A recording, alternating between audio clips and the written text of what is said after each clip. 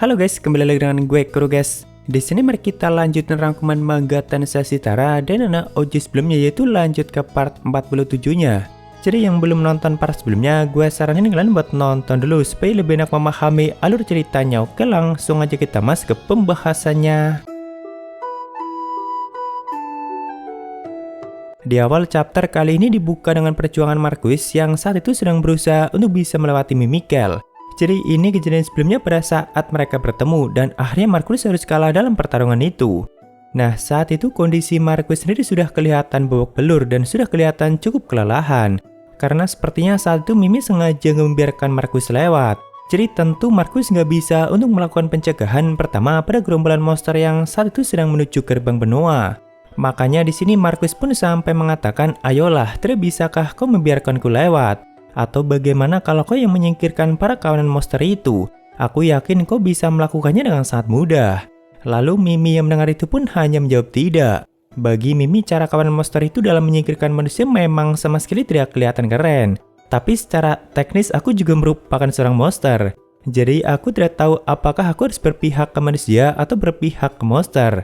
Tapi memang bukan ide yang bagus bagiku untuk terlibat dengan urusan dunia lain. Nah, saat itu kan memang sedang terjadi hujan di wilayah itu. Makanya di sini Mimi sengaja menggunakan payung saat mengatakan semua itu. Nih makhluk di dalam kotaknya itu memang kayak semuanya ada. Bahkan kadang ada benda-benda atau makanan yang sepertinya berasal dari dunia yang punya peradaban yang cukup maju. Karena ya Mimi ini yang menguasai 6 dunia. Jadi mungkin di antara semua dunia itu ada beberapa dunia yang sudah punya peradaban yang cukup modern. Nah, di sini begitu Marquis mendengar Mimi mengatakan tentang dunia lain, Marquis pun langsung mengatakan, "Kurasa aku mulai bisa melihat siapa dirimu." Setelah itu dengan tatapan yang sangat serius dan cukup menakutkan, Marquis pun lanjut mengatakan, "Kalau begitu kau tidak usah ikut campur dengan masalah dunia ini." Tapi Mimi yang mendengar dan melihat tatapan Marquis itu malah jadi semakin senang. Sampai akhirnya saat itu Mimi pun sudah menusuk tubuh Marquis dengan pedang yang ukurannya cukup besar. Tapi tusukan itu nggak sampai merusak tubuh Marquis ataupun membunuhnya. Karena itu merupakan bagian dari teknik sihir Mimi, yaitu penjaga kehidupan sihir kelas distorsi. Jadi sepertinya tubuh Marquis itu hanya ditidurkan dalam kotak peti mati itu. Tapi dia nggak akan sadar sebelum nantinya dibangkitkan kembali. Cuma di sini entah kenapa gue malah jadi berpikir kalau Mimi melakukan itu supaya Marquis nggak sampai mengorbankan nyawanya untuk menghentikan sebagian para bos kelas SS yang saat itu mulai berjalan. Karena di sini Mimi aja sempat mengatakan ini bukan tempatmu untuk mati. Soalnya kan rencana awal Marquis memang gak akan segan untuk mengorbankan nyawanya demi bisa melenyapkan para bos monster kelas SS dalam kawanan itu. Nah, saat itu sebelum kehilangan kesadarannya, Marquis pun sempat mengatakan, "Raja Dunia, kau harus berjanji kalau kau tidak akan ikut campur dengan pasukan manusia. Karena orang yang kau cari tidak ada di dunia ini." Ya, sebenarnya itu sangat mengejutkan sih. Kenapa seorang Marquis bisa tahu kalau Mimi ini merupakan sang penguasa 6 dunia? Nah, di sini setelah Mimi memasukkan tubuh Marquis ke dalam kotak, kan saat itu mulai banyak monster kecil yang datang ke tempat itu, dan lalu mereka mulai berebut kotak itu. Jadi Mimi yang melihat itu sempat memberikan aura intimidasi yang cukup mengerikan, dan akhirnya mereka semua pun langsung kabur ketakutan. Lalu setelah memasukkan peti itu ke dalam kotak miliknya dan sambil melihat ke arah langit yang mulai cerah kembali, Mimi pun mengatakan, "Maafkan aku Marquis, aku tidak bisa menjanjikan apa yang kau inginkan."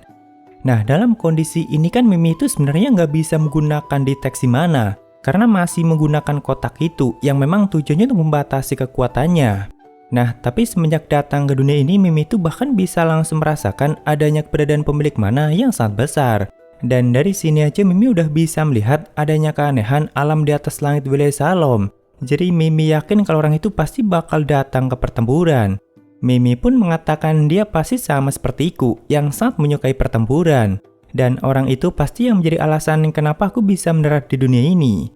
Ya pokoknya dari awal memasuki dunia ini Mimi itu memang sudah bisa merasakan keberadaan Lloyd. Makanya di awal dia memang sudah nggak sabar untuk bertemu dengan Lloyd dan mengajaknya untuk bertarung. Nah, lalu kembali ke pertarungan mereka. Di sini sambil terusan tersenyum, Mimi itu mengatakan, "Aku tidak pernah segembira ini dalam hidupku. Jadi ayo lakukan Lloyd. Pertempuran ini bakal membawa kita ke tingkat yang lebih tinggi." Cuma di sisi lain saat itu Lloyd malah lagi memikirkan hal lain. Sebelumnya kan dia baru saja memakan buah ajaib dari Mimi. Dan ternyata buah itu memang langsung memperbaiki semua saluran dan sumber mana milik Lloyd yang sebelumnya sudah sangat kacau. Tapi setelah itu baru Lloyd pun mengatakan, sejujurnya aku tidak terlalu suka bertarung. Tentu Mimi yang mendengar itu langsung menunjukkan ekspresi yang sangat kecewa seperti ini. Karena kan mau dilihat dari manapun Lloyd itu kayak kelihatan sangat menyukai pertarungan. Soalnya sebelumnya barusan aja dia sampai menunjukkan senyum yang lebar saat beradu serangan dengan Mimi. Walaupun setelah itu Lloydnya menjelaskan kalau aku sangat suka dengan sihir. Makanya Lloyd kelihatan sangat menikmati pertempuran. Karena dalam pertempuran itu ada banyak teknik dan sihir yang bisa dia lihat dan bahkan banyak yang bisa dia pelajari. Saat itu Mimi yang baru tahu kalau ternyata yang sangat disukai Lloyd itu sihir dan bukan pertarungan. Tentu langsung berpikir ternyata kita tidak begitu mirip. Padahal sebelumnya Mimi udah seneng banget dan merasa kalau Lloyd sangat mirip dengan dirinya. Yaitu sama-sama sangat menyukai pertarungan. Ternyata malah beda. Apalagi setelah itu Lloyd lanjut mengatakan kalau aku akan segera pergi setelah berhasil mendapatkan Marquis. Ya tentu Mimi tambah dibuat sedih.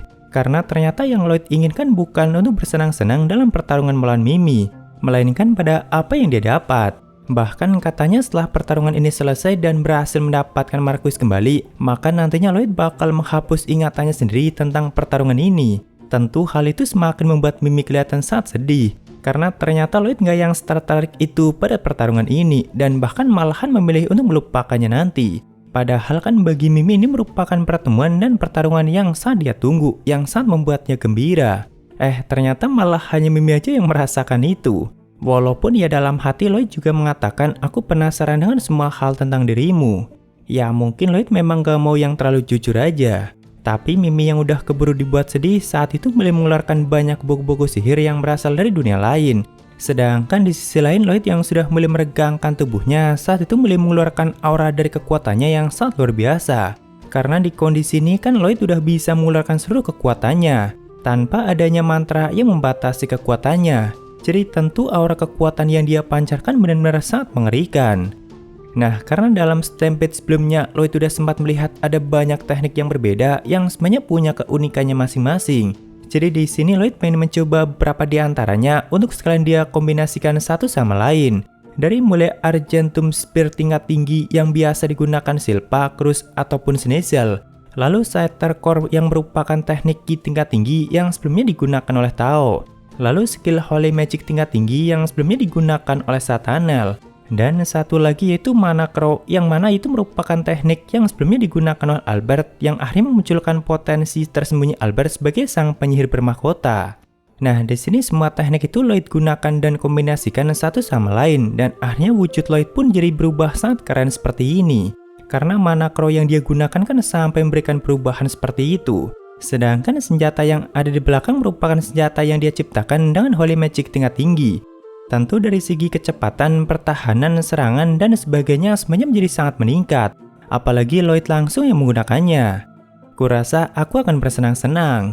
Begitulah yang Lloyd katakan setelah mengkombinasikan semua teknik itu. Sedangkan di sisi lain Mimi yang melihat itu tentu langsung kembali bersemangat dan kelihatan sangat senang. Nah, saat itu begitu dimulai, tiba-tiba Lloyd pun sudah ada di samping Mimi dan langsung menendangnya dengan tendangan yang sangat kuat. Walaupun cara Lloyd melakukannya itu kelihatan sangat santai, tapi sebenarnya itu dengan kecepatan yang sangat luar biasa.